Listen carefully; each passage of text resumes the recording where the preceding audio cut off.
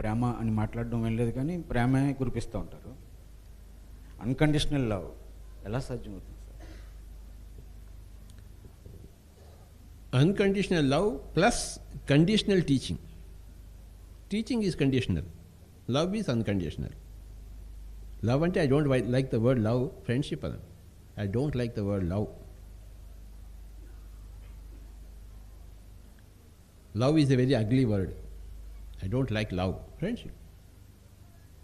Okay. Love and ఆ పదం ఉన్నంత దరిద్రమైన ముతనష్ట పదం ఇంకోటి లేదు. Understand? I don't love anybody. I don't have love.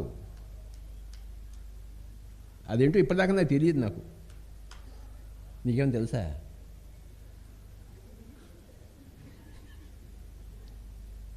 కానీ ఇగో సొసైటీలో వర్డ్, అది హయ్యెస్ట్ వర్డ్, అదే ఊకదంపుడుగా వాడుతుంటారు. There is no love. Understand? అది ఎప్పుడు రెండు లేవు. ఒకటి డెత్ లేదు, రెండు లవ్ లేదు. There is no death. Secondly, there is no love anywhere. నువ్వు వెతకడానికి పో డెత్ గురించి. ఇందాక బండిపల్లి రామయ్య గారు చెప్పారు, నువ్వు కాస్త నా చేయి పట్టుకో, నాకు షాక్ కొడితే మన ఏం చచ్చిపోతే అంటుంది ఆవిడే. There is no love Swamiji. కనుక ఆవిడికి మొగుడంటే లవ్ లేక ఫ్రెండ్షిప్ లేక కాదు. No, she has to give herself first preference, only then at others. So there is no love.